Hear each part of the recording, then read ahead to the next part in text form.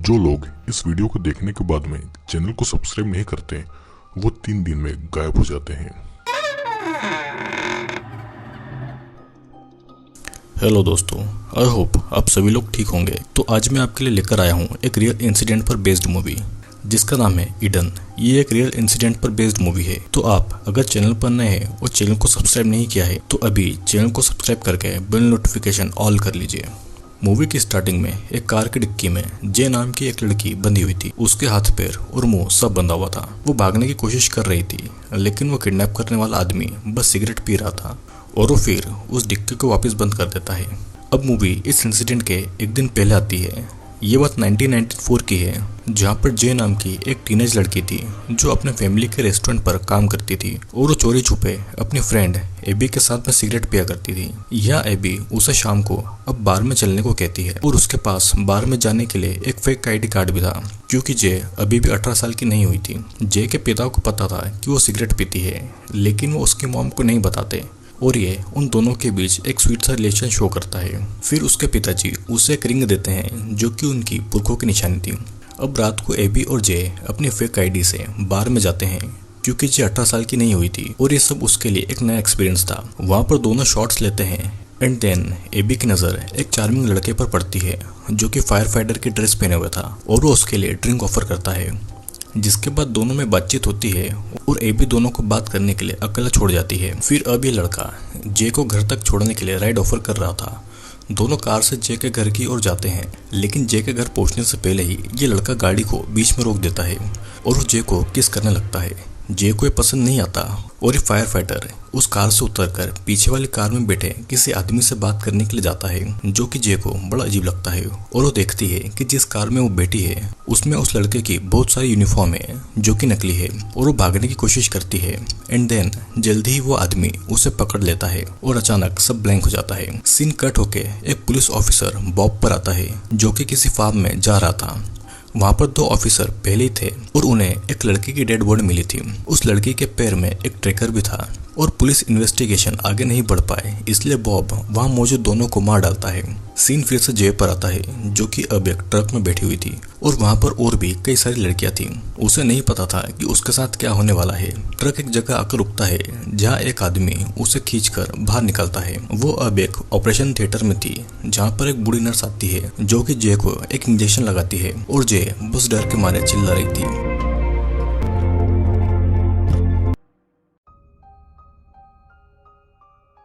जे की जब नींद खुलती है तो वो एक छोटे से रूम में थी जहाँ पर और भी कई लड़कियां बंक बेड पर थी। फिर वहाँ कुछ अनाउंसमेंट होता है और हम देखते हैं कि वहाँ एक दो नहीं बल्कि कई सारी लड़कियां हैं जिनकी उम्र छोटी से लेकर बड़ी तक है और उन्हें भी यहाँ पर किडनैप करके लाया गया है। उन्होंने बस नाम के कपड़े पहने थे और यहाँ पर बॉब आता है जो कि सभी को कुछ गिफ्ट देता है। जे अभी भी अंदर थी, वो बाहर नहीं आती और देखती है कि क्या चल रहा है। बॉब सभी को एक बिल्ली का बच्चा देता है। जे अभी भी बाहर नहीं आती और बॉब उसे कुछ दिन देता है इस माहौल में ढलने के लिए। अब अगले दिन जे बाकी लड़कियों के साथ बाथरूम में थी। वो नहाने जाती है जिसके बाद एक नर्स सभी लड़कियों को चेक कर रही थी और फिर उन्हें कुछ ड्रग दिया जाता है। सभी अपना लंच करती है और सभी लड़कियां अपनी अपनी कैट से खेल रही थी क्योंकि उनकी लाइफ में बस अब एक यही खुशी थी। कुछ दिन बीतते हैं और एक दिन वोग नाम का आदमी कुछ लड़कियों को सिलेक्ट करके कहीं ले जाता है और उनमें जे को भी सिलेक्ट किया जाता है। उसे एक वैन में डाल के एक अननोन प्लेस पर ले जाया जा रहा था। उसे लेदर की ड्रेस पहनाकर उसे फिर एक प्लेस पर लाया गया था और कैमरा के सामने बांध देते हैं। जे के साथ जो भी हो रहा था वो उसके लिए बहुत घिनौना था और उसे जबरदस्ती ये करना पड़ रहा था। उसे रिकॉर्ड किया जा रहा था और तो और उसे अपने क्लाइंट्स को सर्विस भी देना थी जो कि उसने कभी सोचा भी नहीं था। और इसी रात को जे अपनी रूममेट प्रिंसिला के सामने फुट फुट कर रोने लगती है। अब कुछ दिनों के बाद वाग उसे अकेले ही अपनी जॉब के लिए ले जा रहा था और उसके क्लाइंट ने जे को स्कूल गर्ल के कपड़ों में बुलाया था। उसके क्लाइंट का नाम जॉन था। वो शादीशुदा था और उसकी बच्ची भी जे की उम्र की ही थी। जे को जॉन के पास अकेला छोड़ के वाग बाथरूम में जाकर ड्रग्स ले रहा था। तभी उसे वहां पर चिल्लाने की आवाज आती है। वो देखता है कि जॉन जमीन पर पड़ा है और जे उसे चोट पहुंचाकर भाग गई थी। जे ने जॉन के प्राइवेट पार्ट को काट लिया था और उसका मुंह पूरा खून से लाल हो रहा था। उसके कपड़े पूरे खुले हुए थे और वो भाग रही थी लेकिन वॉग उसे पकड़ लेता है। वो एक घर में घुस गई थी जहाँ पर दो लेडी कॉफी एंजॉय कर रही थी और वो कहता है कि वो एक पुलिस ऑफिसर है जो कि ड्रग एडिक्ट जे को पकड़ने के लिए आया है। वो उसे वापस लाकर जे को पनिशमेंट दी जाती है जिसमें उसे बांधकर एक बर्फ से भरे हुए टब में डाल देते हैं और पूरी रात के लिए उसे ऐसे ही छोड़ देते हैं। फिर बॉब वॉन को उसकी इस हरकत के लिए इंसल्ट करता है और एक थप्पड़ मार देता है। अब हम देखते हैं कि एक साल बीतता जाता है। जे भी अपने परिवार को भूलकर अपनी इस नई जिंदगी को एक्सेप्ट कर लेती है और अब उसका नाम जे से ईडन हो गया था। उसे लगातार इंजेक्शन दिए जा रहे थे। वहाँ पर उसकी प्रिंसिला बेस्ट फ्रेंड बन गई थी और हम देखते हैं कि यहाँ पर लाना नाम की एक खूबसूरत लड़की थी जिसके हाथ में जे की रिंग थी जो कि उसके फादर ने उसे दी थी। जे प्रिंसिला को बताती है कि वो अभी 19 साल की है और प्रिंसिला का कहना था कि वो कैसे यहाँ पर बच गई है क्योंकि इतनी कम उम्र की लड़कियों को यहाँ से गायब कर दिया जाता है। फिर तभी वहाँ से एक आदमी आता है और प्रिंसिला को घसीट कर ले जाता है। शाम के समय देखते हैं कि जे यानी कि एडन को फिर से अपने क्लाइंट्स को फिर से सेटिस्फाई करने के लिए भेजा जाता है, लेकिन इस बार ये पार्टी बहुत बड़ी थी। जे की ड्रेस भी अलग थी और वो एक चाइनीज लड़की बनकर गई हुई थी और हम देखते हैं कि जे अब एक साल में इस काम को करने में परफेक्ट हो गई थी। अब वापस लौटते समय ईडन वैन में अपने हील्स को तोड़ के छुपा लेती है। ईडन जब रूम में आती है तो वो देखती है कि प्रिंसिला कहीं नहीं दिख रही थी, शायद उसे भी मारकर फेंक दिया गया होगा। ईडन रात को अपनी छुपाई हुई सैंडल निकालकर लाना पर अटैक कर देती है और उससे अपने डैड की दी हुई रिंग वापस ले लेती है। वहाँ पर गार्ड्स आते हैं और उन्हें छुड़ाते हैं। फिर वॉन ईडन को खींचकर दूसरे कमरे में ले जाता है और वो ईडन से इम्प्रेस हो गया था। वो उसे पनिशमेंट के रूप में ईडन को अपनी रिंग निकलने के लिए बोलता है और ठीक ईडन को मजबूरी में ऐसा करना पड़ता है। वॉक को लग रहा था कि ईडन अपनी एज से ज़्यादा स्ट्रॉन्ग है और ईडन उसकी सिंपैथी के लिए रोने लगती है और कहती है कि बाकी की लड़कियां वॉक के पीठ पीछे उसे कुछ भी बोलती है कि वो बस यहाँ का एक नौकर है। ईडन उसे फंसाना चाह रही थी लेकिन वो नहीं फंसता। अब कुछ दिनों के बाद ईडन को बाकी लड़कियों के साथ एक पार्टी में ले जाया जाता है जहाँ पर उन्हें सर्विस देना थी। पार्टी खत्म होने के बाद वॉन होस्ट से पेमेंट मांगता है और वो होस्ट उसे कुछ पैसे काटने को कहता है। दोनों में कहा सुनी होती है और वॉग अपनी गन से उसे डराकर बाकी का पेमेंट ले लेता है। रात के समय ईडन टॉयलेट जाती है जहाँ से वो अपनी रिंग को निकालती है जो कि वॉग के कहने पर उसने निकल ली थी, जिसे धोकर वो वापस पहन लेती है क्योंकि इसी से उसे अपनी पुरानी लाइफ और पेरेंट के बारे में पता था। धीरे धीरे ईडन के लिए सब कुछ बदल रहा था। वॉग उसे क्लाइंट के पास न भेजकर खुद अपने घर ले जाता था जहाँ पर वो उससे सफाई करवाता है। उसे वॉन के बचपन की फोटो मिलती है और साथ में वो आदमी भी था जिसने ईडन यानी कि जे को फंसाया था। जहाँ पर सभी गर्ल्स को रखा गया था वो एक बड़ा सा वेयर हाउस था और वहाँ पर उनसे प्रोस्टिट्यूशन का काम करवाया जाता था। लाना को कस्टमर के कॉल्स अटेंड करने की जॉब मिली थी, लेकिन वॉग अब ईडन को वो काम दे देता है जिससे कि लाना गुस्सा होती है और सब समझ रहे थे कि वॉग ईडन के करीब आ रहा है। ईडन अपना काम बहुत अच्छे से करती है ताकि वो उसका विश्वास जीत सके। और इधर हम देखते हैं कि बॉब एक सेमिनार में है और वो ह्यूमन ट्रैफिकिंग और ड्रग के ऊपर स्पीच दे रहा है, जिसके बाद में एक ऑफिसर उसे मिलता है जो कि ह्यूमन ट्रैफिकिंग पर ही काम कर रहा था।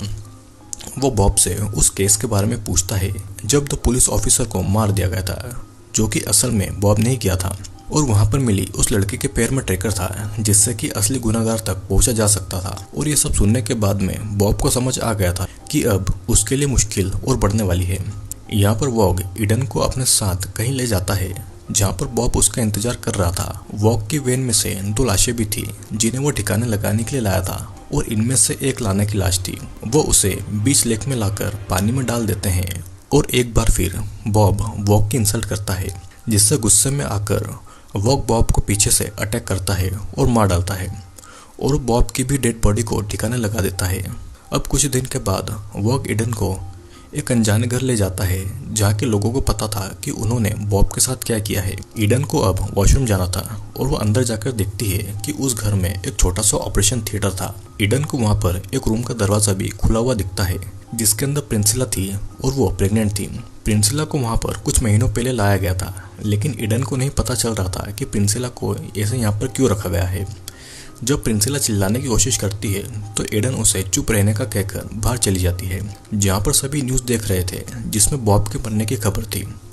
लौटते समय ईडन ड्राइव कर रही थी और वॉग उससे पूछता है कि क्या उसने घर में कुछ देखा और वो उसे बस उस ऑपरेशन थिएटर के बारे में ही बताती है।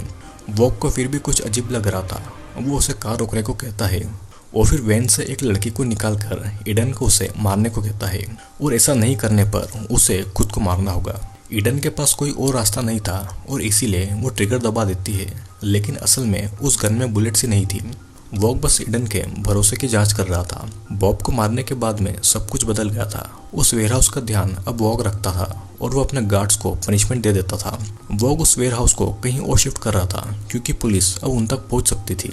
इधर ईडन नर्स के पास जाती है जो कि उसे एक स्टोरेज हाउस पर ले जाती है जहां पर लड़कियों के पुराने सामान थे। फिर सभी गर्ल्स को ट्रक में भर के कहीं ले जाया जा रहा था, लेकिन इस ट्रक में ईडन नहीं थी।